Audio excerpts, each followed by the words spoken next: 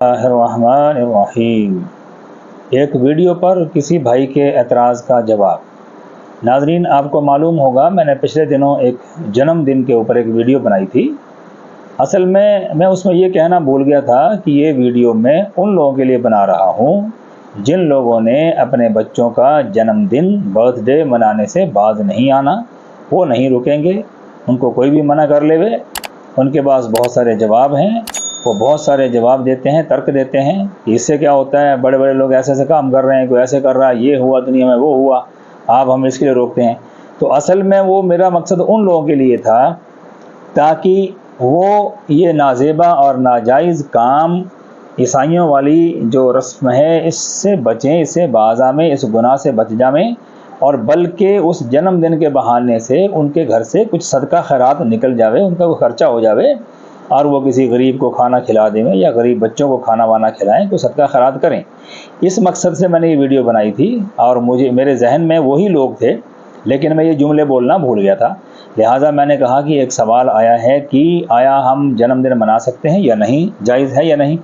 तो मैंने कहा था कि हाँ जायज़ है, जैसे मैं बताऊँगा वैसे जायज़ है। तो भाई साहब, शायद आपने मेरी पूरी वीडियो नहीं सुनी है और मेरा सियाक और मेरा लब्बे लुबाब नहीं समझे हैं, लिहाजा आप पूरी वीडियो सुनना। उसके लास्ट में मैंने इसको हराम व नाजायज़ करार दिया हुआ है। आपने थोड़ी सी वीडियो के अल्फाज सुन के उस पर कमेंट कर दिया कि इमाम साहब ये जन्मदिन मनाना तो कतई जायज़ नहीं है, ठीक नहीं है, ये तो ईसाइयों के रस्म व रिवाज हैं। बहुत शुक्रिया भाई साहब, आपने मुझे याद दिलाया, मुझे तो पता ही नहीं था है। चलिए, अब थोड़ी बहुत जानकारी जो मुझे है उसको तनिक सुन लीजिए ध्यान से। ये बर्थडे मनाना किसी बच्चे का बहुत छोटी सी बात है, बल्कि जैसे मैंने कहा है, मैंने वीडियो बनाई है और बयान किया है, वैसे अगर कोई कर भी लेवे तो गुनाह नहीं बल्कि उसको उल्टा सवाब मिलेगा, क्योंकि मैं उनसे सदका खैरात कराने की तरगीब दी है। बहरहाल, अगर आपको एतराज़ हुआ है तो सुन लीजिए कि इससे बड़े बड़े एतराज़ और बड़े बड़े गुनाह क्या हैं।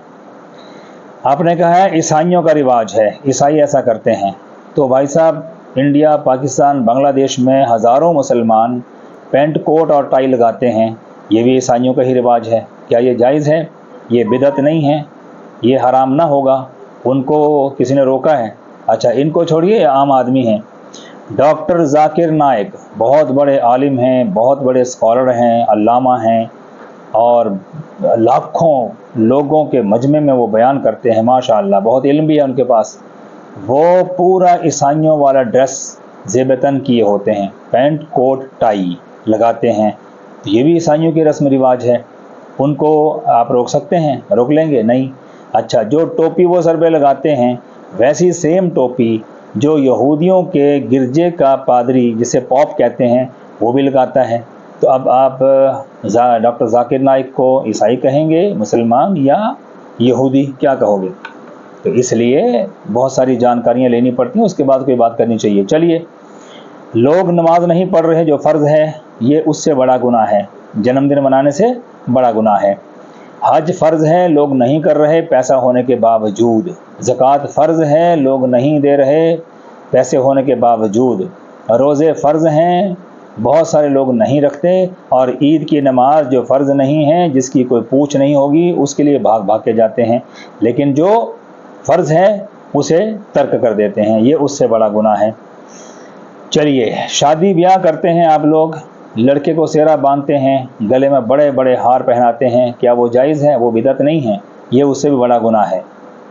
उसमें डीजे बजता है, नाच गाना होता है, लोग डांस करते हैं, नाचते हुए बारात में जाते हैं, 200, 400, 500 आदमी की बारात जाती है, क्या ये जायज़ है? ये भी बिदअत है। ठीक है भाई। और सूद लेना हराम है, लोग धड़ल्ले से ये कारोबार कर रहे हैं। इसके अलावा बहुत सारी ऐसी बातें हैं जो दहेज लेना देना सब मना है, बिल्कुल रवा नहीं है, जायज़ नहीं है। लोग मुंह मांगा दहेज ले रहे हैं। लड़की वालों के यहाँ चाय पीना भी जायज़ नहीं है बारातियों का, जबकि उनको कहा जाता है भाई बारात की सेवा कर देना, बाकी खैर है, हमारी कोई बात नहीं, हम तो रिश्तेदारी हैं, बारात एक ही बार आएगी। लड़की वाले भी बेचारे डरते हैं, हम लड़की वाले हैं, हालांकि डरना नहीं चाहिए, दोनों बराबर हैं।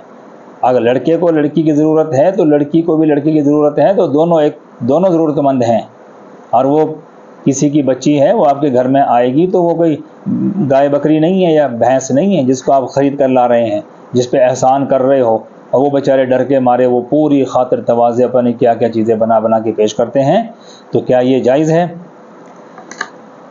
ولیمہ ہے لڑکے پر، وہ ولیمہ کرے، 1 دن کرے، 4 دن کرے، 5 دن کرے، 500 بندوں کو کھلائے، 1000 بندوں کو کھلائے، اس پر ہے، تو یہ بھی بدعت ہے بھائی صاحب، بہت ساری بدعتیں ہیں۔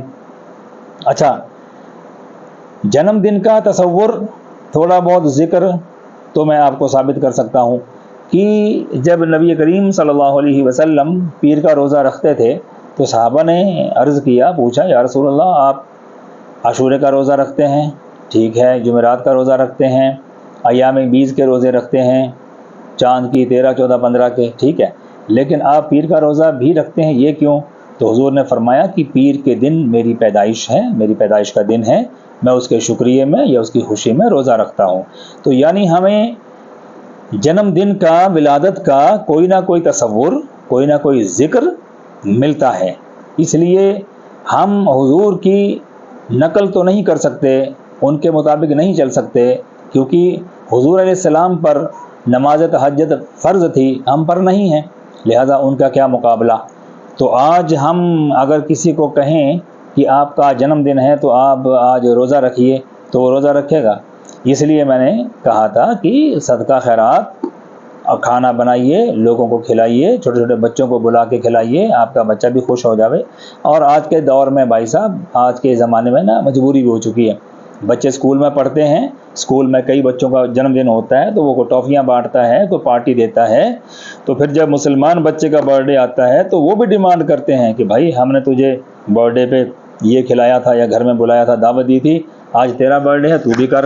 اگر تو وہ کیا کہے گا، نہیں میں تو مسلمان ہوں، ہمارے یہاں برتھ ڈے نہیں مناتے، تو وہ اس میں بھی ایک بری سی بات لگے گی نا۔ اس لیے یہ کوئی اتنا بڑا گناہ نہیں ہے، اس سے بڑے بڑے گناہ لوگ کر رہے ہیں اور بیان نہیں کر سکتے ہم، لہٰذا آپ کو میری وہ ویڈیو پوری دیکھنی چاہیے، اس کے بعد آپ کا اعتراض ختم ہو جائے گا، اور کچھ جو میں نے باتیں آج بتا دی ہیں ان کو بھی سننے کے بعد آپ کا اعتراض ختم ہو جائے گا۔ سال کے بعد بہت ساری چیزیں ہیں جو ہوتی ہیں، جو اسلام میں بھی ہیں، غلاف کعبہ سال بعد بدل جاتا ہے، رمضان سال کے بعد ہی آتا ہے، عید سال کے بعد ہی آتی ہے، عید الاضحیٰ سال کے بعد ہی آتی ہے، تو بہت ساری چیزیں ہیں، اللہ تعالیٰ نے کئی چیزوں کو سال کے بعد یاد دلایا ہے، اگلے سال بعد یہ کرنا چاہیے، سال میں یہ ہوتا ہے، بہت سارے اس کے تصورات اور ذکر ملتے ہیں، لہٰذا یہ اتنا بڑا گناہ نہیں ہے جتنے بڑے گناہ میں نے بھی گنا کے دکھائے آپ کو، ٹھیک ہے؟